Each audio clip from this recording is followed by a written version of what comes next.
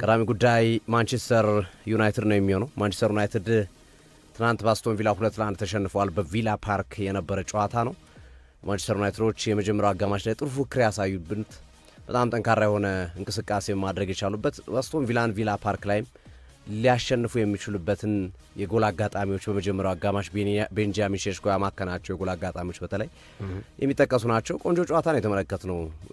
ብሩኖ ፈርናንዴስ ተጎድቶ እስከወጣበት ጊዜ ድረስ ወይም ሁለተኛው አጋማሽ ላይ ተቀይሮ እስከወጣበት ድረስ ከዛ በኋላም ቢሆን ካለው ስብስብና ከተጠቀሟቸው ተጫዋቾች አንጻር ሮበን አሞሪም ቡድን ያሳየው እንቅስቃሴ መጥፎ የሚባል አይደለም። ምክንያቱም አስቶን ቪላ በዘንድሮው ውድድር ዓመት በተለይ ከቅርብ ጊዜያት ወዲህ ጠንካራው ነው የመጣ በ9 ተከታታይ ጨዋታ የትናንትናውን ጨምሮ በ10 ተከታታይ ጨዋታ በሁሉም የውድድር አይነቶች ሳይሸነፍ እየተጓዘ የሚገኝ በፕሪሚየር ሊጉ የሶስትዮሽ የዋንጫ ፉክክር ላይ የሚገኝ ከአርሰናል በ3 ነጥብ እንደዚሁም ከማንቸስተር ሲቲ በ1 ነጥብ አንሶ የሚገኝ ቡድን ከመሆኑ ጋር ተያይዘው የመጀመሪያ ግምቶቹ የነበሩት ማንቸስተር ዩናይትድ በቀላሉ ይሸነፋል፣ እጅ ይሰጣል የሚሉ ነበር። ግን ጨዋታው ላይ እሱን አይደለም ያየ ነው። ጠንካራ ፉክክር ነው ያደረገው ማንቸስተር ዩናይትድ። ስፔሻሊ በርከት ያለው ተጫዋቾች በአፍሪካ ዋንጫ ሄደዋል። የአራት የዋናው ቡድን ተጫዋቾች ትናንት ጨዋታ ላይ አልነበሩም። ካዝሜሮ እንደዚሁም ካዝሜሮ በቅጣት ነው። ማዝራዊ፣ አማድና ሙቡሞ በአፍሪካ ዋንጫ ምክንያት 4 ተጫዋቾች አልነበሩም።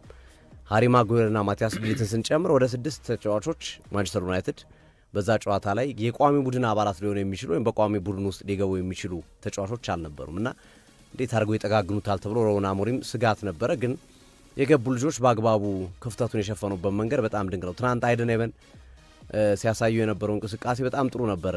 የማል ተከላካይ ሆኖ የማቲያስ ዲሊትን ቦታ የተካው እሱ ነበረ። ግን ታዳጊ ተጫዋች አይመስልም። ትናንት የነበረው እንቅስቃሴ በጣም ጥሩ ነበረ። ከሱ ይልቅ እንዲሁም ሌኒየሮ ብዙ ተስፋ ጥሮበት የነበረው ተጫዋች የዚህ ዓመት እንቅስቃሴው ያድጋል፣ ልጁ ከእድሜ ጋር ተያይዞ እድሜው እየጨመረ ሲሄድ እያደገ ይመጣል የሚሉ ግምቶች የበረከቱ የነበረ ቢሆንም ግን ያንን ሲያደርግ አልተመለከትነውም ወይም ያ ሲሆን አላየነውም። ሌኒየሮ በዛው ባለበት ወይም ደግሞ እንዲሁም በአቋሙ ላይ ነው ያለው የሚለው አሳሳቢ ጉዳይ ሆኖ የተመለከትነው ሂደት ተመልክተናል። የመጀመሪያው ጎል ሲቆጠር የሱ ስህተት ነው። ሁለተኛው ጎልም ተመሳሳይ የሱ ችግር ያለመሸፈን ችግሮችን ከተከላካዮቹ ተመልክተናል በማንቸስተር ዩናይትድ በኩልና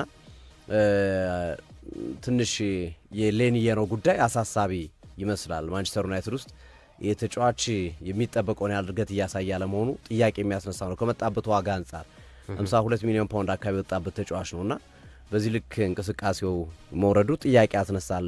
ምክንያቱም አይደን ኤቨን በነፃ ነው ከአርሰናል የመጣው፣ ግን እያሳየ ያለው አቋም በጣም አስደናቂ ነው ማለት ይቻላል። በነገራችን ላይ በትናንትናው ጨዋታ ላይ በተለየ መንገድ ስፔሻል እኔ የትናንትናው ጨዋታ ላይ በልዩነት ከተመለከቷቸው ተጫዋቾች ውስጥ የሌሳንድሮ ማርቲኔዝ እንቅስቃሴ ገርሞኛል። የብሩኖ ፈርናንዴዝን መጎዳት ተከትሎ ተቀይሮ ከገባው በኋላ ያሳየው እንቅስቃሴ በጣም ድንቅ ነበረ። 6 ቁጥሩን በሚገባ ነበር የሸፈነው። ያደራጃል፣ ኳስ ይመታል፣ ከሳጥን ውጭ ሲመታ ነበረ። በጣም ጥሩ ሆኖ ተመልክተነዋል። እንዲሁም ማኑኤል ኡጋርቴ ነው ፊትነሱ ይሁን የስነ ልቦና ችግር እንዳለበትም በተደጋጋሚ አሰልጣኝ ሮበን አሞሪም ሲናገሩ ነበረ። እንዲሁም በአንድ ስብሰባ ላይ የማቀ ተጫዋች ነግን አንተ ብለው ሁሉ እስከ መጠየቅ ደርሰዋል። በስፖርቲንግ ሊዝበን አብረው ሰርተዋል ከሮበን አሞሪም ጋርና የማቀ ተጫዋች ነበርኩ አንተ እንደዛ የዛኔ ኡጋርቴ ነህ ብለው ጠይቀውታል ይባላል አንድ ሚቲንግ ላይ ከተጫዋቾች ፊት ማለት ነው። ሮበን አሞሪም ከሚታሙባቸው ነገሮች አንጻር አንዱ ያው ፊት ለፊት ናቸው። በነገራችን ላይ ከተጫዋቾች ፊት ይናገረዋል ከፈለጉ ችግር የለባቸው። ካጠፋ ምናምን መደባበቅ ትልቅ ተጫዋች ነው ትንሽ ተጫዋች ነው የሚባል ነገር የለም። ፊት ለፊት ነው የሚናገሩት እና በዛ መንገድ እየተከናወነ የሚገኝ ሂደት ነው የማንቸስተር ዩናይትድ ጉዳይ። አሁን ነገሩ ትንሽ አሳሳቢ ይመስላል።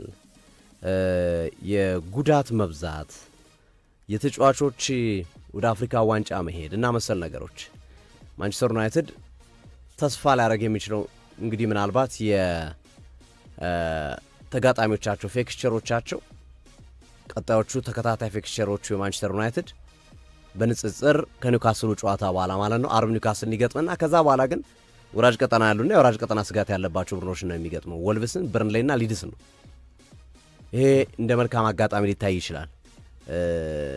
የሚገጥማቸው ቡድኖች ከኒውካስሉ ጨዋታ በኋላ አነስ ያሉ መሆናቸው 3 ነጥብ እንዲያገኝና እንደገና የአውሮፓ መድረክን ተስፋ ሊያደርግ ይችላል እንጂ አሁን ያለበት ጉዳት ትንሽ አሳሳቢ ይመስላል እየተባለ ነው የሚገኘው። ብሩኖ ፈርናንዴዝ አምበል ነው። ብሩኖ ፈርናንዴዝ የማንቸስተር ዩናይትድ ሁሉ ነገር ነው፣ እስትንፋስ ነው። ባለፉት 6 ጨዋታዎች በተከታታይ 5 ጨዋታዎች አሲስት በማድረግ ትናንት እንዲያውም አሲስት ቢያደርግ በማንቸስተር ዩናይትድ ታሪክ የመጀመሪያው ተጫዋች ይሆን ነበር 6 ተከታታይ ጨዋታዎች ላይ አሲስት በማድረግ በሚል ማለት ነው። ከዛ ባለፈም አሲስትና ጎል ቢያደርግ በተመሳሳይ በ3 ተከታታይ ጨዋታዎች ላይ አሲስትና ጎል በማንቸስተር ዩናይትድ ታሪክ አልነበረም። ሪያን ጊግስ እና መሰል ተጫዋች በሁለት ጨዋታ በተከታታይ ጨዋታዎች አሲስት ጎል አድርገዋል። ይህንን ሊያደርግ የሚችልበት እድል ነበርና ብሩኖ ፈርናንዴዝ በማንቸስተር ዩናይትድ ይብዛ ሚነስም አሁን ካለው ቡድን ውስጥ ቁልፉ ተጫዋቻቸው ነውና የዚህ ተጫዋች መጎዳት ምናልባትም እስከ 1 ወር ድረስ የጡንቻ ጉዳት ነው ሊያቆየው ይችላል ተብሎ እየተገመተ ነው የሚገኘው። ያው ተጫዋቹ ግን ቢጎዳም ብዙ ጊዜ እንደምንመለከተው ተጎድቶ በሳምንቱ ብድግ ብሎ የሚመጣ አይነት ተጫዋች ነው። ተፈጥሮ ለየት ያለ ተጫዋች ነው ብሩኖ ፈርናንዴዝ እና የማንቸስተር ዩናይትድ ሁኔታና ችግር ትንሽ ጥያቄ የሚያስነሳ ይመስላል። በቀጣዮቹ ምን ሊገጥመው ይችላል የሚለው አሳሳቢም ራስ ምታት ሆኗል ለማንቸስተር ዩናይትድ ደጋፊዎች። አሉቴ ወደ አንተ እንምጣ። ያው ሶፊ እኔ ተስፋዬ አሁን እየተሟጠጠ ነው በሩበን አሞሪም ላይ። በተለይ እኔ ይገርመኛል ማለት የፕሪማች እና የፖስት ማች ሀሳቦች የአሰልጣኝ ሀሳቦች ደጋፊዎችን አኖይ ወይም ደጋፊዎችን ሲያበሳጭ ትመለከታለህ። በቅርብ ጊዜ በማንቸስተር ዩናይትድ ቤት የሚሰጡ አስተያየቶች በጣም ልክ አይደሉም። እኔ እግር ኳስ ፕሮሰስ ነው እስከሚገባኝ ድረስ፣ ግን ደግሞ አንዳንድ የኤሪክ ቴናጋዊ የፖስት ማች ኢንተርቪ እና የፕሪማች ኢንተርቪ ያበግናል እና አይ ቲንክ ሩበን አሞሪምም ወደዚህ የተቀላቀሉ ይመስለኛል። እና ትላንትና አሁን ማንቸስተር ኢቭኒንግ ይዞት በወጣው መረጃ መሰረት ትላንትና ብለዋል እሳቸውም እድለኛ አይደለንም፣ ማንቸስተር ዩናይትድ እድለኛ አይደለም፣ የተሻለው ቡድን ዛሬ ማንቸስተር ዩናይትድ ነው ብለዋል በሀሳባቸው በፖስት ማች ሀሳባቸው። ግን አንዳንዴ ደግሞ ኃላፊነት መውሰድ ይገባል። አሰልጣኝ ነው የተጫዋቾችን ብቃት ከፍ የሚያደርገው፣ አሰልጣኝ ነው የተጫዋቾችን ሚና ከጨዋታ የሚያሻሽል፣ የራሱ የተጫዋቹ ትጋት ልፋት እንዳለው ሆኖ ማለት ነው። እንደነ ሮናልዶ የመሰሰሉ ተጫዋቾች ያንተን ትሬኒንግ ከጨረሱ በኋላ በግላቸው ትሬኒንግ እየሰሩ ራሳቸውን ሲያጎለብቱ ትመለከታል። ግን በአጠቃላይ የተጫዋቾችን ብቃት መጨመር የሚችለው ማጎልበት የሚችለው አሰልጣኝ እና ትላንት ሩበን አሞሪም የማንቸስተር ዩናይትድ 3 ተጫዋቾችን ተከላክለውላቸዋል ጭራሽ ማለት ነው። አንደኛው ሩበን አሞሪም የተከላከሉለት ተጫዋች የፊት መስመሩ ተጫዋች የሆነው ቤንጃሚን ሼሽኮ ነው የተከላከሉለት እና ማንቸስተር ዩናይትድ በዚህ ጨዋታ ላይ ቤንጃሚን ሼሽኮ ማስቆጠር የሚችልባቸውን የግብ ዕድሎች ሳያስቆጥር ቀርቷል የሚሉ ቅሬታዎች ቀርበዋል። እኛም ጨዋታውን ስናስተላለፍ ያ ማስቆጠር አለበት የሚል ሀሳብ ነበረኝ እና ምን አሉ እሳቸው ከጨዋታው በኋላ ስለ ሼሽኮ ተጠየቁ እና በቅርቡ ነው ወደ ውድድር የተመለሰው፣ ወደዚህ አይነት መርሃ ግብር የተመለሰው በቅርቡ ነው፣ በቶሎ ነው የተመለሰው፣ ይህንን ብቃቱን ያሻሽላል ብዬ አስባለሁ እና ከ70 እስከ 75 ደቂቃ ድረስ በሜዳ ላይ እየተጫወተ ይገኛል፣ የሆነ ነገር ያደርጋል ብዬ አስባለሁ፣ በቀጣይ ያሻሽላል የሚል ሀሳባቸውን አካፍለዋል። ግን በጣም ያልተዋጠልኝ እና ሩበን አሞሪም ላይ እኔ ተስፋዬ እየተሟጠጠ ነው ብዬ ያልኩበት ምክንያት ምንድን ነው? 3 ተጫዋቾችን ተከላክለዋል፣ ዲፌንድ አድርገዋል። አንደኛው ለሼሽኮን ቅድም አንስቸዋል። 2 ግን ልክ አይደለም ብዬ ነው ማስብ። 2 ለሌኒ ዮሮና ለሄቨን ነው የማንቸስተር ዩናይትድ አሰልጣኝ ተከላክለውላቸዋል። ጥፋታቸውን ሸፈን እንደማድረግ አድርጎላቸዋል እና ቃል በቃል የተናገሩት ነገር ምንድን ነው?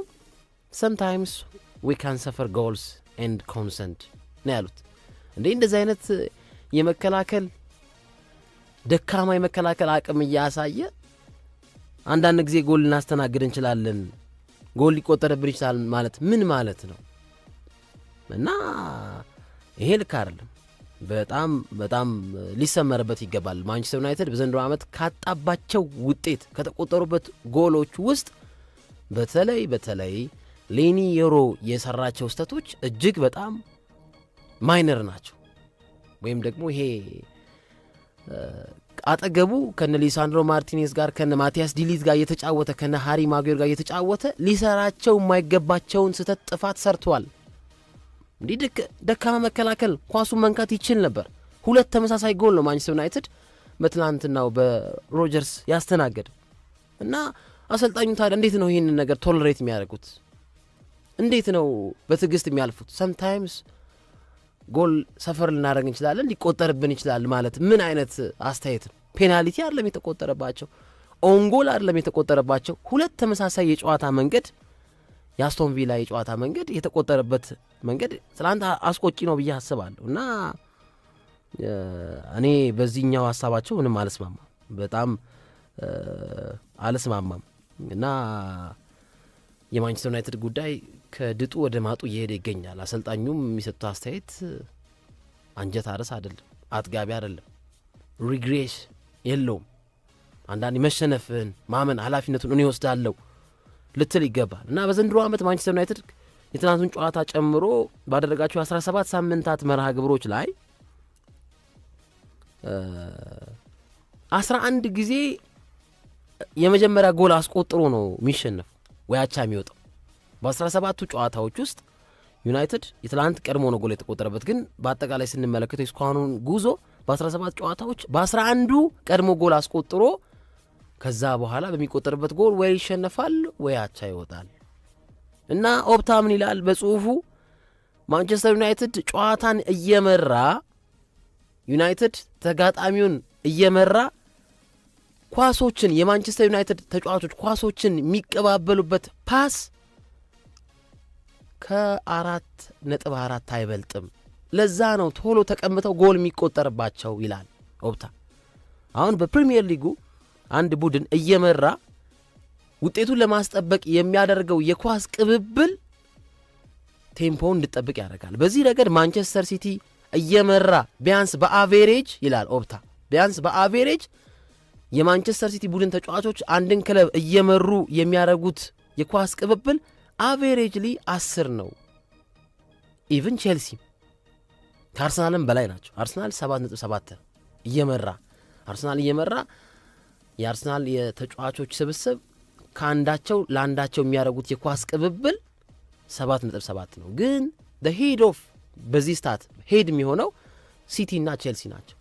ቡድናቸው እየመራ ቶተንሃምን የሚግጠሙ፣ ኖቲንግሃምን የሚግጠሙ፣ ብራይተንን የሚግጠሙ፣ ብሬንትፎርድን የሚግጠሙ እየመሩ በሚያደርጓቸው ጨዋታዎች ኮንፊደንሳቸው አስተማማኝ ነው።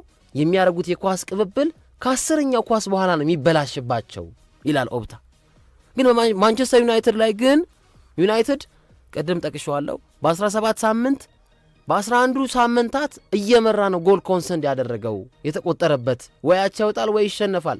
የበርንማውዙ ጨዋታ፣ የኖቲንግሃም ፎረስቱ ጨዋታ፣ የቶትንሃም ሆስፐሩ ጨዋታ ለዚህ ምላሽ ናቸው እና በሚመራባቸው ጨዋታዎች የማንቸስተር ዩናይትድ ተጫዋቾች እየመሩ የሚቀባበሉት ኳስ አኩሬት የሚሆነው ወይም የማይቋረጠው በተቃራኒ ቡድን ከ4.4 በላይ አይደለም ይላል። ይሄ በጣም ልክ አይደል እና ትናንትናም ባይመራም ግን ጥሩ ነገር ተመልክተንበታል። ግን የማንቸስተር ዩናይትድ ነገር አሳሳቢ እየሆነ ይገኛል። ባለፈው ዓመት ትገልጨዋለሁ በጣም ብዙ የመሃል ተከላካዮችን ኮምቢኔሽኖችን የቀያየረው ቡድን ማንቸስተር ዩናይትድ ነው። 22 ተከላካዮች እከሌ ማጉዌር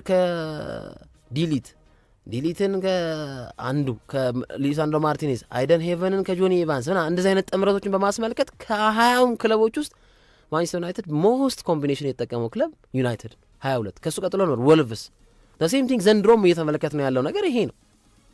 የነ ማጉዌርና የነ ዲሊት የነ ሊሳንድሮ ማርቲኔዝ ጉዳት ያመጣው ጣጣ ቢሆንም ግን ማንቸስተር ዩናይትድ ባለፉት 2 ጨዋታዎች የተቆጠሩበት የጎል ብዛት 6 ደርሷል። በዘንድሮ ዓመት ማንቸስተር ዩናይትድ ክሊንሺት መውጣት የቻለበት አጋጣሚ አንድ ጊዜ ብቻ ነው፣ ኦልድ ትራፎርድ ላይ ሰንደርላንድን 2-0 ሲያሸንፍ። ይሄ የጨዋታ መንገድ ደግሞ የ3-4-3 የጨዋታ መንገድ ደግሞ ቡድንህ ጥቂት ጎል እንድታስተናግድ የሚያደርግ የጨዋታ መንገድ ነው ከማስቆጠር ይልቅ። ልክ እንደነ ክሪስታል ፓላስ ግላስነር አሁን ቲማቸው ብዙ ጎል የሚቆጠርበት አይደለም ይላል። አሁን በእርግጥ በሳምንቱ 4 ጎል አስተናግደዋል በሊድስ ዩናይትድ። ግን በዛ መንገድ የሚመጣ ጨዋታ እሳቤ ውስጥ የሚመነጭ ይሄ በ3-4-3 የሚመነጨው የጨዋታ መንገድ በጣም ጠጣር የሆኑ መከላከል ያላቸውን ቡድኖች ላይ ጎል ማስቆጠር አትችልም። ግን አንተም ደግሞ ጎል አታስቆጠርበትም ቲም ላይ እና ዩናይትድ ላይ ግን እንደዛ ነገር አትመለከትበት። ያለፉት 2 ጨዋታዎች ብቻ በበርንማውዝ 4 ትላንት 2 እና ጎል ዩናይትድ ላይ ማስቆጠር ቀላል የሆነበት ጊዜ መጥቷል ማለት ይቻላል። በእርግጥ አሁን ትላንቱ ጨዋታ ላይ ጥሩ ነገር ተመልክተናል። የካስሜሮ አለመኖር፣ ማዝራዊ፣ አማድ፣ ኤምቤሞ፣ የብሩኖ ፈርናንዴስ መጎዳት ውጥንቅጡን አወጥቶታል። ቅያሬ ወንበር ላይ የነበሩ ተጫዋቾች ሰምተናቸው ማናቃቸው ከወጣት ቡድን ያደጉ እንደሆነ ተመልክተናል።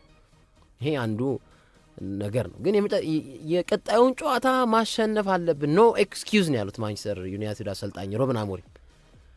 ዊ ሃቭ ቱ ዊን ዘ ኔክስት ማች፣ ኖ ኤክስኪውዝ ነው ያሉት። ግን ደግሞ አይደን ሄቨንን እና ሌኒየሮ የሚሰሯቸውን ስህተቶች ደግሞ ተመልክተው ምንድን ነው በሳቸው በእነዚህ ተጫዋቾች ጉዳይ ያሏችሁ አስተያየት ሲባሉ ሰምታይምስ ዊ ካን ሰፈር ጎል ኤንድ ኮንሰንድ ማለት ምን ማለት እንዴ? ይሄ በጣም ቅጣት ምት አይደለም። የቆመ ኳስ አሁን አስቸጋሪ ነው ለጎል ወይ የማዕዘን ምት ላይ የሚቆጠርበት የሄዲንግ ኳስ ለግብ ጠባቂ አስቸጋሪ ነው። ኦንጎል ሊያጋጥም ይችላል። ግን ማንቸስተር ዩናይትድ ላይ ግን ማስቆጠር ቀላል እየሆነ መጥቷል እና ራሳቸው ማየት አለባቸው፣ ራሳቸው መፈተሽ አለባቸው እና በዚህ አልስማማም እኔ ለነ አይደን ሄቨን የሚሰጡት ትላንት አይደን ሄቨን እንደውም ይሻላል። ግን ለነ ሌኒ ዮሮ የሚሰጠው ከለላ ልክ አይደለም እና ትላንትና እኔ አሁን ኡጋርቲን ተቋጭ አልቆጥረውም። አሁን በጎዶሎ ነው ማንቸስተር ዩናይትድ የተጫወተ ነው ብዬ ማሰብ እና ያለ ቋሚ 11 ማንቸስተር ዩናይትድ በቀጣይ የሚያደርጋቸው ጨዋታዎች ላይም ተጽዕኖ ከፍተኛ እንደሆነ ማሳያ ነው። አሁን የማንቸስተር ዩናይትድ ትከሻ ላይ ያለው ተጫዋች የማንቸስተር ዩናይትድ ውጤት እንዲያምር ዋናው ተጠያቂ ተጫዋች የሚሆነው በዚህ ሰዓት አሁን ኩኛ ነው ብዬ ነው ማስበው። ሌላ ማንም የለም። በመከላከሉ ረገድ ሊሳንድሮ ማርቲኔዝ፣ በማጥቃቱ ረገድ ደግሞ ማቲያስ ኩኛ እና ሜሰን ማውንት ይሆናሉ እና አንዳንዴ በእርግጥ አሁን የአፍሪካ ዋንጫ በ4 ዓመት አንዴ ይሆናል ተብሏል። ይሄ ጥሩ ነው። ግን የሆነ አሰልጣኝ ስትሆን ዋት ካምስ ዘ ኔክስት ብለህ ማሰብ አለብህ። የተጫዋቾች ጉዳት፣ ቅጣት፣ ከዛ ደግሞ ሀገራዊ ተልእኮ፣ እነዚህን በምን አይነት ተጫዋቾች ከቨር አድርጋለሁ ስትል ከነ አሌሃንድሮ ጋርናቾ ጋር ያለ ግንኙነት፣ ከነ ማርኮስ ራሽፎርድ ጋር ያለ ግንኙነት፣ ከነ አንቶኒ ጋር ከነ ኮቢ ማይኖ ጋር ያለ ግንኙነት ምን አይነት መሆን አለበት? ለነዚህ ተጫዋቾች ተተኪ አግኝቻለሁ፣ ለነዚህ ተጫዋቾች ከታች አሳድግ ያለው ብለህ ማሰብ ያለብህ ውድድሩ ገና ከመጀመሩ ፕሪሲዝን ላይ የአፍሪካ ዋንጫ ሰበር ዜና አይደለም እኮ አሁን ጃንዋሪ ላይ እንደሚደረግ ዲሴምበር ላይ እንደሚደረግ እኮ ሰበር ዜና አይደለም። ኦልሬዲ ፕላንድ የሆነ ነገር ያስፈረምካቸው ተጫዋቾች ያለ ተጫዋች ለአፍሪካዊ ተልእኮ ለሀገራዊ ተልእኮ ይሄዳል። አሁን ትናንት አሲስት አድርጓል ማዝራዊ እና አሁን የማንቸስተር ዩናይትድ ደጋፊዎች እነ አማድ ቶሎ እንዲመለሱ አቬሪኮስ ቶሎ እንዲሰናበቱ ይፈልጋሉ። ጥያቄ የለውም። ምክንያቱም የቡድናቸው ስኳድ ሳስቷል። እነ ማዝራዊ ቶሎ እንዲሰናበቱ ይፈልጋል። ግን አይሆንም፣ አይመስልም። አስፈሪ ክለብ ነው፣ አስፈሪ ብሔራዊ ቡድን ነው ሞሮኮ እና የጥሩ የተጫዋቾች መስኮት ላይ አፋጣኝ የሆነ ዝውውር ያስፈልጋል ብዬ አስባለሁ። ግን የብሩኖ ፈርናንዴዝ ጉዳት ላይ ደግሞ ቴሌግራፍ 1 ወር ሊሆን ይችላል ብለዋል። ግን እሳቸው ደግሞ የሰጡት ደግሞ አስተያየት ምንድነው? እኔ ስመለከተው በራሴ ኦፒኒየን 1 ወር የሚዘልቅ አይመስልም የብሩኖ ፈርናንዴዝ ጉዳት ለእኔ ስመለከተው ማለት አይ ቲንክ ነው ያሉት። አይ ቲንክ ኔክስት ማች ላይ ኮቢ ማይኖም ብሩኖ ፈርናንዴዝም አይኖሩም ብዬ ያስባለሁ። አይ ቲንክ ነው ያሉት እና ምናልባት ከኒውካስትሉ ጨዋታ በኋላ አገግመው በእርግጥ ኮቢ ማይኖ ብዙ ፍላጎት የላቸውም እሳቸው፣ ግን ብሩኖ ፈርናንዴዝን አገግሞላቸው ከኒውካስትሉ ዩናይትዱ ጨዋታ በኋላ ይመጣል ብዬ አስባለሁ። መጠነኛ እንትን ነው ኳስ በሚመታበት ሰዓት የብሽት ጉዳት እንደሆነ አይተናል እና ዩናይትድ ቀጣይ እንግዲህ ደግሞ ሌላ ከባድ ጨዋታ ነው። ሌላ በጣም ሞር ኢነርጂ በጣም የሚጠቀም ይሄ አግሬሲቭ የሆነ የነ ዮላይንተን የነ ቶናሊ የነ ብሩኖ ጎማሬስ በጣም ኢነርጂቲክ የሆነ ቡድን ከኃይል የተቀላቀለ ጨዋታ ጋር የሚጫወት ቡድን። በእርግጥ ካስሜሮን ያገኛሉ በአርቡ ጨዋታ ላይ ግን ደግሞ ከባድ መርሃ ግብር ይሆናል። ኒውካስትልም ለአፍሪካ ለቻምፒየንስ ሊግ ኳሊፋይ ማድረግ ይፈልጋል። ከቼልሲ ጋር ካቻ መልስ የሚያደርገው ጨዋታ ነውና የማንቸስተር ዩናይትድ ጉዳይ ከበድ እያለ መጥቷል እና መጥፎ ጊዜ ነው። መጥፎ ቅጣቱም ተደራረበ፣ ጉዳቱም መጣ፣ ሀገራዊ ጥሪውም መጣ። ልክ እኔ ላይ እንደደረሰው ችግር በለው። እሺ ብሩኖ ፈርናንዴዝ እንዳልከው አሉት ያው እኔ እሳቸው ካሉት በላይ አሰልጣኝ ሮበን አሞሪም የተጫዋቹ ባህሪው ይሄ ጉዳት ለምሳሌ በአንድ ወቅት አስታውሳለሁ ተጎድቶ ብሩኖ ፈርናንዴዝ ይሄ የጉዳት መከላከያ ፕሮቴክቲቭ ቡት አድርጎ ነበረ ጫማውን እና ክራንች ሁሉ አድርጎ ምናምን ይታይ ነበር። ከ3 ቀን በኋላ ጨዋታ ላይ ገባ እና በጣም መነጋገሪያ ነበረ። በዚህ ልክ እንዴት በፍጥነት አገገመ በሚል ማለት ነው። እና ይሄ እንትኑ ሰውነቱ ወይም ደግሞ ፊዚዮሎጂው የልጁ የጉዳት የመቋቋም አቁም በጣም በጣም በጣም ከፍ ያለ ነው። ፈጣን ነው ሪከቨሪ ታይሙም፣ ኢቭን ጉዳት የማስተናገድ እድሉም አጭር ነው። ወይም ደግሞ ጉዳት የማስተናገድ እድሉ በጣም ጠባቡ ነው ስንመለከተው ነበር እና ለረጅም ጊዜያቶች እንግዲህ በማንቸስተር ዩናይትድ በጉዳት ምክንያት ጨዋታ አምልጦት አያውቅም ነበረ። በቀይ ካርድ ምናምን ካልሆነ በጉዳት ምክንያት አንዴ ምናምን መሰለኝ ጨዋታ ያመለጠው፣ ያውም አንድ ጨዋታ የሁለት ጨዋታ። እሱም እኮ ስሞት አርፋለሁ ነው ያለው። በዛ ዛኔም ስሞት አርፋለሁ አለ። እንዲሁም ከዛ በኋላ አሬ እንጂ አሳርፉ ሲባል ስሞት አርፋል እንዲያው ምን ያደርጋል ረፍት በሚል ነው መልስ የሰጠው የዛኔ እንደሚታወሰው። እና ቶሎ ሊመጣ ይችላል። ምናልባት የኒውካስሉ ጨዋታ ፈጣን ሊሆንበት ይችላል አርብ ከመሆኑ ጋር ተያይዞ፣ ግን ምናልባት ሊመለስ ይችላል። ግን አሁን ባለው ታይም ፍሬም ይሄ እንደዚህ አይነት ጉዳት የሚያስተናግዱ ተጫዋቾች የሚቆዩበት መጠን 1 ወር ነው። ስለዚህ በዛ ነው ታይም ፍሬም የሚሰጠው። ያው ጄኔራል ነው፣ ጄኔራላይዝድ ነው። አንዳንዱ 1 ወር ብለው 2 ወር ሊቆይ ይችላል። አንዳንዱ 1 ወር ብለው 2 ሳምንት ሊቆይ ይችላል። ስለዚህ እንትኑ የሚሰጠው በሁሉም የሰዎች እንትን ታይቶ ነው ጊዜው የሚሰጠው። ግን ሊፈጥንም ሊያንስም የሚችልበት እድል እንዳለ ግን መናገር ይቻላል ብዬ አስባለሁ። ትናንት በተለየ ሁኔታ እኔ 2 ተጫዋቾችን አድንቅ ያለው ማንቸስተር ዩናይትድ በኩል ሊሳንድሮ ማርቲኔዝ እና ማቲያስ ኩኛን በጣም ማውንትም ቢጨምር ደስ ይለኛል። ሁለቱ ስፔሻል ነገር ነው ያሳዩን።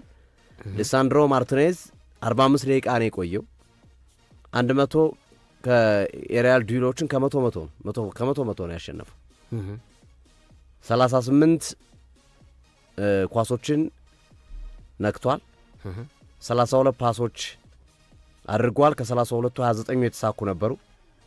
ፋይናል ሰርድ ላይ ወይም መጨረሻ የማጥቃት እንቅስቃሴ ላይ 2 ፓሶችን አድርጓል ከ6 ቁጥር ሚና እየተነሳ 3 ጊዜ ቦሎችን ሪከቨር አድርጓል ወይም ነጥቋል ከተቃራኒ ቡድን።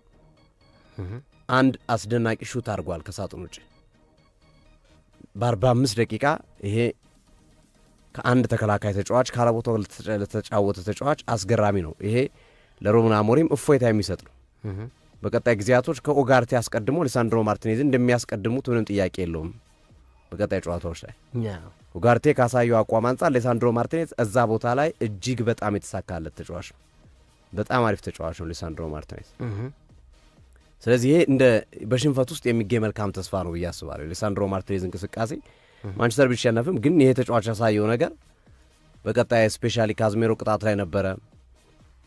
ካዝሜሮ በቀጣይ ጨዋታ ቢመጣ እንኳን ሁለቱም ማጫወት ይችላሉ። ካዝሜሮና ሊሳንድሮ ማርቲኔዝን በዳብል ፒቮት 6 ቁጥር ሚና እያጫወቱ ሞር ካዝሜሮ ወደ ማጥቃቱ እንዲሳተፍ እያደረጉ የበለጠ የማጥቃት እንቅስቃሴያቸውን ወይም የማሸነፍ እድላቸውን የሚያሰፉበት ጨዋታ መሆን የሚችልበት እድል አለ እና ሊሳንድሮ ማርቲኔዝ ትናንት እኔ በጣም በጣም አስገርሞኛል። እዛ ቦታ ላይ ያሳየው እንቅስቃሴ እንግዲህ የአንድ ጨዋታ ነው ወይስ በቀጣይ ጨዋታዎችም በዚህ መንገድ ይጓዛል የሚለው ትልቅና አጓጊ ነገር ከመሆኑ ጋር ቢያያዝም አብረን የምንመለከተው። ሌላው ማቲያስ ኩኛ ነው። ሮይ ኪን ሳይቀር ከፍተኛ አድናቆትን ነው የሰጠው። በቃ ይህ የምናውቀው የማንቸስተር ዩናይትድ አይነት ተጫዋች ዛሬ ከተመለከተናቸው ተጫዋቾች ውስጥ ማቲያስ ኩኛ ነው ያለው።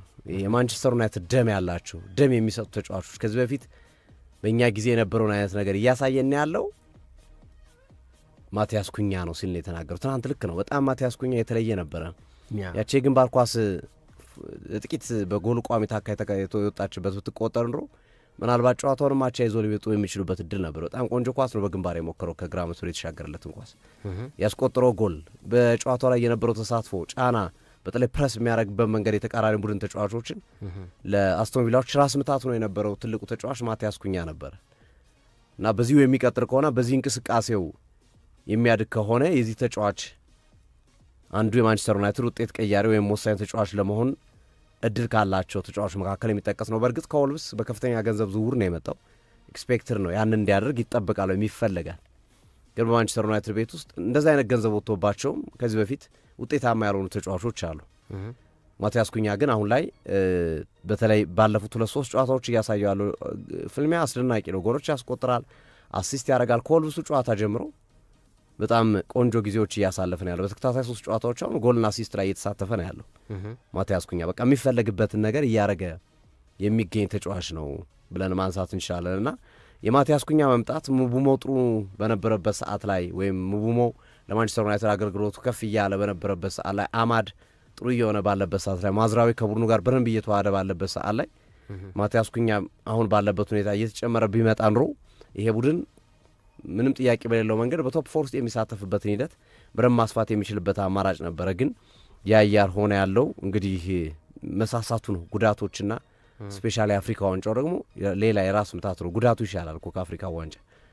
ምክንያቱም አፍሪካ ዋንጫ ላይ አሁን አማድ ቡሞ እንደዚሁም ማዝራዊ ነው የሄዱት። እነዚህ ሶስቱም ቋሚ 11 የሚገቡ ናቸው።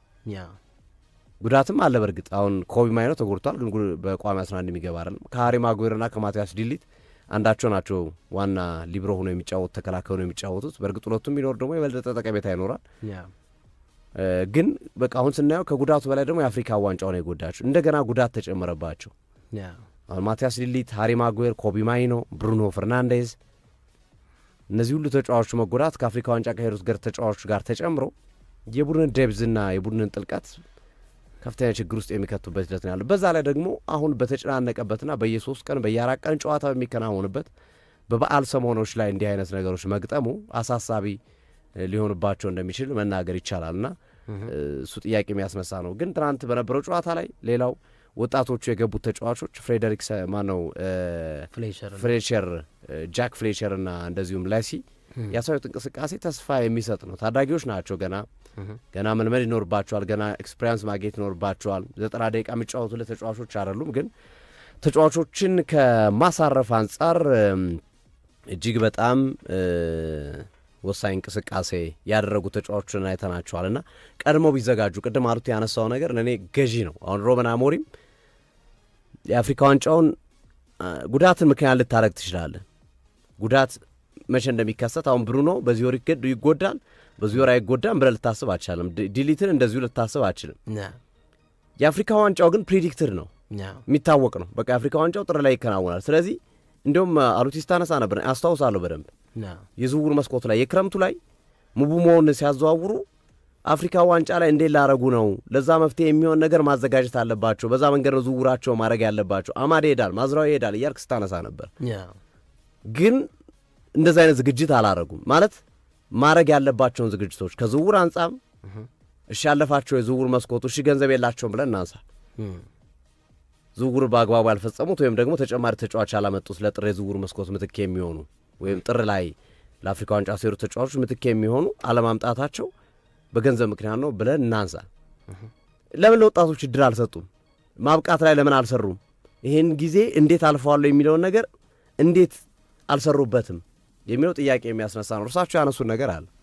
ቺዶ ኦቢ ማርቲን ይላሉ። ቺዶ ኦቢ ማርቲን በዚህ ጊዜ ይጠቅመናል ብዬ አስቤ ነበረ፣ ግን ባልተጠበቀና ባልታሰበ መንገድ ካምናው ወርዶብናል። ቺዶ ኦቢ ማርቲን አሁን ኢቭን በተስፋ ቡድን ውስጥ የመጫወቻ እድል እያገኘ አይደለም ብለው ያነሳሉ።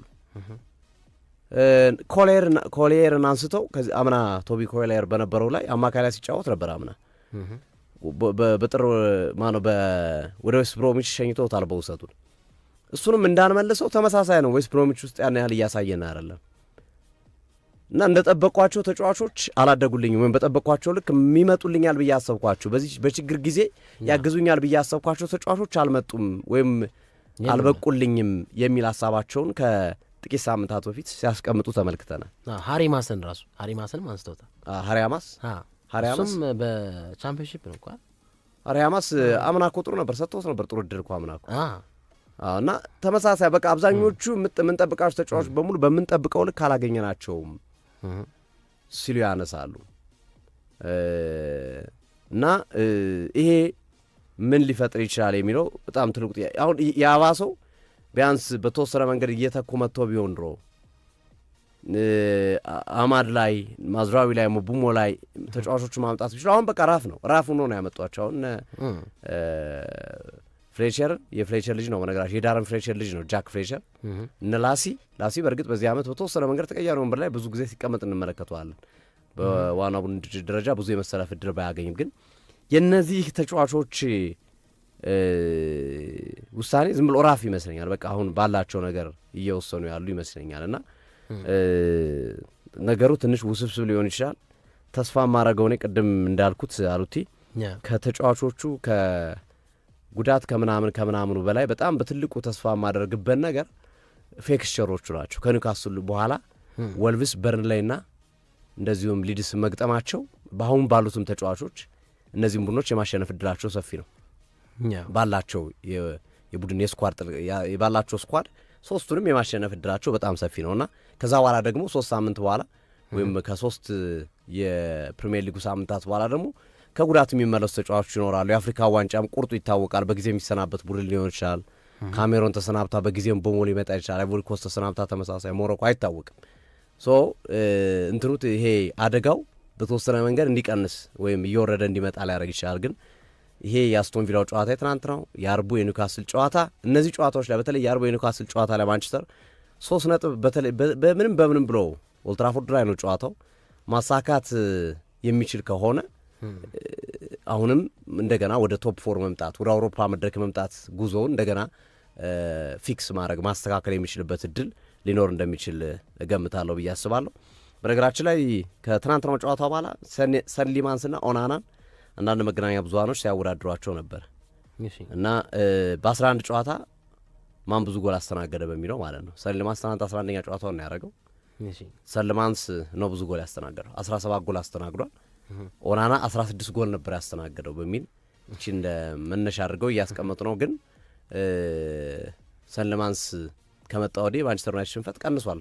አቻ ሊበዛው ይችላል እንጂ ቀንሷል። የማንቸስተር ዩናይትድ ሽንፈት የተጫዋች በግብ ጠባቂነት ከመጣ ወዲህ የተወሰነ ለቡድኑ አሁን የግብ ጠባቂ ላይ ከማዕዘኑት ቀጥታ የሚቆጠሩ ጎሎች በግብ ጠባቂ ስህተት የሚቆጠሩ ጎሎች የሉም፣ ቀንሷል። ኦልሞስት ዜሮ ናቸው። በአብዛኛው ጎሎች እየተቆጠሩ ያሉት በተከላካይ ክፍተት በተከላካይ ስህተት። አሁን የትናንትናዎቹ ሌኖ ማርክ አላረገውም ሞርጋን ሮጀርስን ሁለተኛውን ጎል ሲያስቆጥር አንድም ተከላካይ አልቀረበውም። ልጁ እንደሚመታ ይታወቃል። ፈጥኖ ግን የቀረበው ተጫዋች የለም። ሁሉም አፈግፍጎ በነበሩበት ሰዓት ነው ፋርፖስቱን ተመልክቶ ያስቆጠሩና ሮጀርስ ይታወቃል። ኳሊቲው ይሄ ነው። ፋርፖስቱን በደንብ የሚመለከት በየትኛው መንገድ ፋርፖስቱን የሚያገኝብ ነው። ፋርፖስቱን ካገኘብህ ደግሞ ለግብ ጠባቂ አስቸጋሪ ነው ጎሉን ማዳን። ምክንያቱም አንተ ኔድ ፖስት ላይ ነው ያለው፣ እዛ ተነስተ እዛ ለመሄድ እስከምትሄድ ድረስ አስቸጋሪ ነውና ይሄ ተጫዋች የሚታወቀው በእንደዚህ አይነት ክሎትና ባህሪው እና ሊጠነቀቁት ይገባ ነበር። የተጫዋቹን ባህሪ አጥንተው የመጡ አይመስለኝም ማንቸስተር ዩናይትዶች ትኩረት አላረጉበትም ነበርና እሱ በጣም ድንቅ ነበረ። በዚሁ ግን አስቶን ቪላንም በተወሰነ መንገድ ብነካው አሪፍ ይመስለኛል። አስቶን ቪላ ከባለፉት 3-4 ዓመታት በፊት ይሄ ቡድን ላለመውረድ የሚጫወት ነበረ። ጀራርድ ይዞታል፣ ስሚዝ ይዞታል። ወደ ኤምሪ ከመጡ በኋላ ግን የአውሮፓ መድረክን መዳረሻው አድርጓል። ሻምፒዮንስ ሊግ አሁን በአውሮፓ መድረክ በኤሮፓ ሊግ መሰሉ ውድድሮች እየተሳተፈ ይገኛል። አምና ሻምፒዮንስ ሊግ ነበር። ዘንድሮ ግን ራሱ እኮ አጀማመራቸው ላይ ጥያቄ ተነስቶባቸው ነበር። ሊሰናበቱ ነበር። የሚመለቹ 6-5 ጨዋታዎች ጥሩ አልነበረ፣ በጣም ደካማ ነበር። ግን ሙሩን እያስተካከሉ የመጡበት መንገድ አስገራሚ ነው። አሁን ጭራሽ ለዋንጫ እያፎካከሩት ነው። 3 ነጥብ ነው ከመሪው አርሰናል የሚያንሱት። ከሲቲም 1 ነጥብ ነው የሚያንሱት። በጥቂት ሳምንታት ውስጥ አርሰናልና አስቶን ቪላ ይገናኛሉ። በዚህ መሀል ወይ ራሱ አስቶን ቪላ ሊሾልክ ይችላል፣ ወይ አርሰናል ሊሾልክ ይችላል፣ ወይ ሲቲ ሊሾልክ ይችላል። ይህን አድቫንቴጅ ሶስቱም ቡድኖች አላቸው። አርሰናል ካሸነፈ የራሱን ጨዋታ ከአስቶን ቪላ ይርቃል። አስቶን ቪላ አርሰናልን ካሸነፈ አርሰናልን ይይዘዋል። ሲቲ በዛ መሀል ሊሾልክ ይችላል፣ ሲቲ ካሸነፈ ተጋጣሚዎቹ ማለት ነው። ስለዚህ ኡናይ ኤምሪ እንደው ዋንጫው ፉክክሩ ላይ ለረጅም ጊዜ ባይዘልቁ እንኳን ለዋንጫው ስፓይስ እየጣሉበት ነው፣ ወይም ለዋንጫው ለዋንጫው ፉክክር ቅመም እየሆኑ መጥተዋል። በቃ ማለት አሁን አስቶን ቪላ አሁን እኮ ላይክ ሲቲ እንዴት ይሆን አርሰናል እንዴት ይሆን ከሚለው ባለፈ አስቶን ቪላ እንዴት ይሆን የሚለው እኮ ጥያቄ እየመጣ ነው እኮ አይደል? ከተቃራኒ ቡድን ጋር ሲጫወት አስቶን ቪላ እንዴት ይሆን ቀጣይን ጨዋታ እንዴት ነው እና ይሄ እንትን ጨምሮበታል። ውድድሩ እንዳሉትም ከአርሰናል ውድድሩ በኋላ እንደተናገሩትም ይህን ውድድር እንዲያምር እያረኩት ነው እንዳሉት የሆነ ለውድድሩ ደስ የሚል ነገር ጨምሮበታል። አስቶን ቪላ መምጣት ፉክክሩን ይበልጥ ከፍ እንዲል ያደርገዋል ተብሎ ይጠበቃልና አስቶን ቪላም ኡናይ ኤምሪም ይሄ ስኬታቸው ሊደነቅ የሚገባ ነው። ትናንት 10ኛ ተከታታይ ድላቸው 10ኛ ተከታታይ ድል በሁሉም ውድድሮች። ከዛ ከማንቸስተር ጋር ደግሞ ያላቸው ነጥብነት 10 ደርሷልና ተገላቢጦሽ ነው። አይ እኔ የትናንትና የማንቸስተር ዩናይትድ ጨዋታ ላይ ብዙም ኮምፕሌን የለኝም። ምንም ማለት የሚችሉትን ነው ያደረጉት። ከዚህ በላይ ሊጓዙ የሚችሉት ተጫዋቾቻቸው ቢኖሩ ጉዳት ባይኖርባቸው የምናነሳቸው ጥያቄዎች ሊኖሩ ይችላሉ። እንዳልከው አሰልጣኙ የሚሰጣቸው አስተያየት ከዚህ በፊትም አወዛጋቢ ነበሩ። ከጅምሩ ጀምሮ አዲሱ ፈርጉሰን እባላለሁ ሲቲንግ አሸነፍኩኝ ብሎ ያስባሉ የማንቸስተር ዩናይትድ ደጋፊዎች ብሎ ከሰጡበት አስተያየት ጀምሮ እስካሁን ባለው እንዲሁም አንዳንዴ እኮ ሚዲያ ባልቀር ምናምን ሁሉ ይላሉ እኮ በአንድ ወቅት እንዲሁም የፓሪስ ሰን ዠርመኑ አሰልጣኝ ሉዊስ ኤንሪኬ እኮ የሚዲያ ግዴታ ቀርቶልኝ ከደሞዜ ላይ 25% ሼር ባረጋቸው ለጋዜጠኞች ወይም ለሚዲያዎች ደስ ይለኝ ነበረ ጥያቄ ባልጠይቅ እና ባልቀርብ ሚዲያ ላይ ቢለው የተናገሩ ነገር አነጋጋሪ ነበር እና ሩበን አሞሪምም በአንድ ወቅት አስታውስ ከሆነ በጣም ተደጋጋሚ መግለጫ ሰጡ። እንዲሁም እሳቸው በዚህ ያህል ጊዜ ይህን ያህል መግለጫ በመስጠት ክብረ ወሰን ሳልሰብር አልቀርም ምናምን ሲሉ ነበር እና ያው ንግግራቸው ላይ ያው ጥያቄ ሊነሳ ይችላል። ምንም ጥያቄ በሌለው መንገድ የእርሳቸው የሩበን አሞሪም ላይ ያለው ተስፋ ከጊዜ ወደ ጊዜ እየቀነሰ እየመጣ ያለበት ሂደት ነው ያለው በሁሉም መንገድ ከቅያሬዎቻቸው፣ ከሀሳቢዎቻቸው፣ ከአስተያየታቸው ከብዙ ነገሮች በመነሳትና ቀጣይ ጊዜያቶች እንግዲህ ወሳኝ ይሆናሉ። አሁንም ማንቸስተር ዩናይትድ በሩበን አሞሪም ቁርጥ ብሎ ተረጋግቶ አልተቀመጠም። ምንም ጥያቄ በሌለው መንገድ ቀጣዮች ጨዋታዎች ላይ እነ ወልቭስን እነ ሊድስን እነ በርንሌይን ማሸነፍ ይኖርባቸዋል። በየትኛውም ተጫዋች በየትኛውም ስብስብ አሁን እነዛ ቡድን ላይ ነጥብ ከጣሉ ሽንፈት ካስተናገዱ በሶስቱ ቡድኖች ላይ ጥያቄ ይነሳል። የአስቶን ቪላ በቃ ፕሪዲክቴብል የሚገመት ነው። ኒውካስልም ለማንቸስተር ዩናይትድ ያስገረመን እኮ አስቶን ቪላን በዚህ ልክ እንዴት ተጫዋች ተጎድተውበት ተጫዋቾች አፍሪካ ዋንጫ ሄደውበት እንዴት እንደዚህ አይነት አስገራሚ ብቃት ያሳያል ያልነው ከዛ አንጻር ነው። አሁን ደግሞ ወልቭስን በርንሌይ ሲገጥም ደግሞ ስኳዱ በቂ ነው እነዚህ አይነት ቡድኖች ለማለት ባያሸንፋቻ ቢወጣ ወይም ቢሸነፍ በጣም ጥያቄዎች ሊበረክቱና ሊነሱ እንደሚችሉ መናገር ይቻላል አሉት። ምጭብራል ምንም ምን ትለዋለ ሶፊ? አዎ ዩናይትድ ላይ ብዙ አንስተናል፣ እንመለስበታለን በቀጣይ በአርቡ ፕሮግራማችን ላይም። ግን ቲሙ በደንብ ጎል የሚቆጠርበት ቲም ሆኗል። ራሱ ወልቭስ በለው ወይም የሆነ ታች ያለ ሊድስ በለው ወይም በርንሌይ በለው እና ቲም ይሄ ሁሉ የተከላካይ ስፍራ በዚህ በሶስት ተከላካይ መጫወት እኮ ስትጠቃ 5 ነው የምትሆኑ እና ቲምህ ጎል እንዳያስተናግድ የመነጨ የጨዋታ መንገድ ሩበን አሞሪም ተገበሩት እንጂ ይሄ አሰላለፍ ሲመጣ አሁን 4-3 ይባል ሞር የሚያጥቃት ቻንስ ክሬት የሚያደርግ ነው። ይሄ ደግሞ 3-4-3 ደግሞ ቲምህ 5 ይሆናል ስትከላከል። ኢቭን ደግሞ የተከላካይ አማካኞቹ ምናምን ሲጨመሩ እኮ ሞር ሶሊድ ነው የምትሆነው እኮ እና ቲሙ ክሬቲቪቲ ያንሰዋል። በትልቅ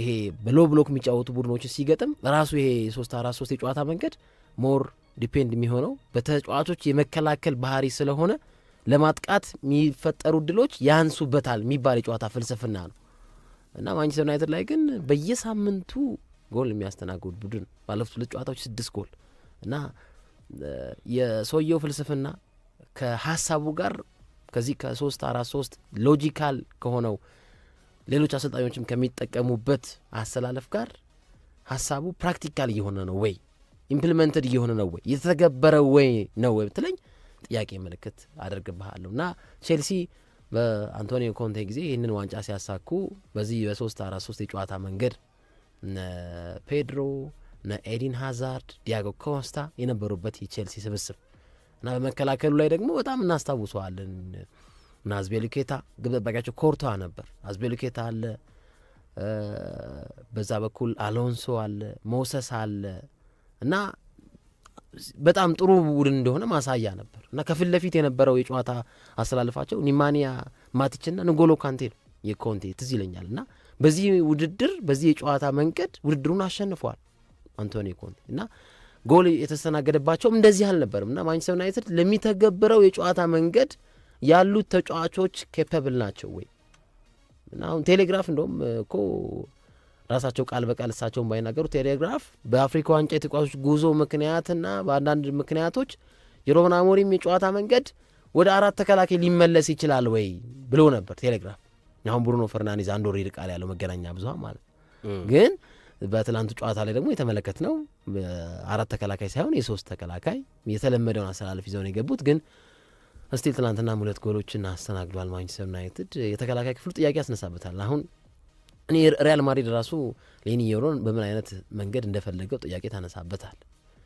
ሊል ራሱ የነበረውን ብቃት ስትመለከተውና ማንቸስተር ዩናይትድ ቤት እያሳየ ያለውን ብቃት ስትመለከተው በጣም ጥያቄ ታነሳበታል። እና የመጀመሪያ ተጫዋቹ ማንቸስተር ዩናይትድ ቤት መጥቶ ከአርሰናል ጋር በነበረ ወዳጅነት ጨዋታ ነው ጉዳት ያስተናገደው እና በጣም ተወርቶ ነበር። ፍጥነቱ በጣም አሪፍ ነው፣ ተጫዋችን ድሪብል እያደረገ የሚቀማበት መንገድ ኳስ ጋር ያለው ግንኙነት በጣም አሪፍ ነበር ተብሏል። ግን ማንቸስተር ዩናይትድ እያጣባቸው ላለው የውጤት መቀንጨሮች ተጠያቂው በተከላካይ ስፍራ ላይ አንደኛው ተጠያቂ ለእኔ አሁን ራሱ ዩሮ ነው እና አሁን ስብጥሩን ስትመለከት አሁን ሮበን አሞሪም ላይም ጥያቄ ማነሳው ምን መሰለ የተጫዋቾች የአምበልነት ምርጫ ራሱ በቆይታ ነው በምንድን ነው መስፈርቱ? አሁን የማንቸስተር ዩናይትድ ቁጥር 1 አምበል ብሩኖ ፈርናንዴዝ ሲጎዳ ማን ያለው? ማጉዌር ነው። ማጉዌር ከሌለስ ማን ነው? ትላንትና የነበረው ዲያጎ ዳሎ ነው። ዲያጎ ዳሎ አይደለም የማንቸስተር ዩናይትድ አምበል ተጫዋች ሊሆን በዚህ 3-4-3 የጨዋታ መንገድ ላይ የቡድኑ አካል ራሱ መሆኑ አይደለም አምበል ሊሆን። ትላንት ጥያቄዎች ነበሩ በማንቸስተር ዩናይትድ በኩል የፔናልቲ ኢንሲደንት ጥያቄዎች ቢያንስ ተነክቶ አልተነካም የሚሉ ለክርክር የሚጋብዙ ሀሳቦች ነበሩ። እኛም ስናስተላልፈው በዚህ በፕሮግራማችን ላይ ፔናልቲ ነው አይደለም የሚል ቬግ የሆኑ ነገሮች ነበሩ። አትሊስት ሜዳ ላይ የነበረው የማንቸስተር ዩናይትድ ሶስተኛ አምበል ዲያጎ ዳሎ ምንም አይነት ከዕለቱ አልቢተር ጋር ኮንቨርሴሽን ሲያደርግም አልተመለከት ነው እና አንዳንዴ አሁን የአርሰናልን የአምበልነት ጥያቄ እንትን ስብጥር ስትመለከተው ዲዘርቭ ያደርጋል። አሁን እንደ ማንቸስተር አይደል። አሁን ኦዴጋርድ ሳቅ ማን ነው ራይስ ይባላል አይደል እና ሶስቱም የራሳቸው በቃ ሙሉ ነገር አላቸው እና ዩናይትድ ላይ ግን አሁን ከብሩኖ ፈርናንዴዝ መጎዳት በኋላ ራሱ የማንቸስተር ዩናይትድ የአምበልነት ጥያቄ ራሱ ልክ አይደለም እና እንደውም ከ2 ቀን በፊት አይቻለሁ አንድ ዜና የእንግሊዝ የዳኞች ማህበርን ማንቸስተር ዩናይትድ ሊያነጋግር እንደሆነ የሚል ዜና ወጥቶ አይቻሉ እና በትናንቱ ጨዋታ ላይ መሪ አልባ ማንቸስተር ዩናይትድ ነው የተመለከት ነው። ከዳኛ ጋር ኮንቨርሴሽን ዳኛንም አሸንፋለ በሎጂኩ እግር ኳስ ስለበደለኝ ነው ፔናልቲ ስላልሰጠኝ ነው ቀይ ካርድ ስለወጣብኝ ነው ማለት ሳይሆን ዳኛንም ማሸነፍ አለበት። ግን ዳኛን ደግሞ ይሄ ጨዋታ ህይወት ስለሆነ አትሊስት ጫናዎችን ማድረግ መጠየቅ ማብራሪያ መጠየቅ ግዴታ ነውና ዳሎ እኔ ትላንት 40 ባንዱ ራሱ የቱ ጋር እዚህ ጋር ወርዶበት ነበር ካየው እና ማንቸስተር ዩናይትድ ላይ ያሉ አስተዳደራዊ ጉዳዮችም ከሜዳ ውስጥም ያሉ ውጭም ያሉ ጉዳዮች በደንብ ክሪቲካሊ መታየት አለባቸውና ይሄንን ማለት እንፈልገው። በጣም አሪፍ አሩቲ አጋሮቻችን መልእክት እናስከትላለን። ከዛ የአሌክዛንደር አይዛክን ጉዳትና እድለኛ ለመሆንን በሊቨርፑልም እንዳሰው ይሆናል። አድማጭ ተመልካቾቻችን እንደዚሁም ሌሎች ስፖርታዊ መረጃዎችን ወደ መጨረሻ ላይ አጫጭሮችን ጨምሮ እናነሳላቸዋለን። በነገራችን ላይ ገብርኤል ማጋሌሽ ተመልሷል ከጉዳት 100% ተመልሷል። ሪስክ ላለመውሰድ የነገውና የብራይተኑ ጨዋታ ላይ ይጠቀሙበታል አይጠቀሙበትም የሚለው እሱንም በኋላ ላይ በአጫጭር ስፖርታዊ መረጃዎቻችን የምናነሳው ነው የሚሆነው።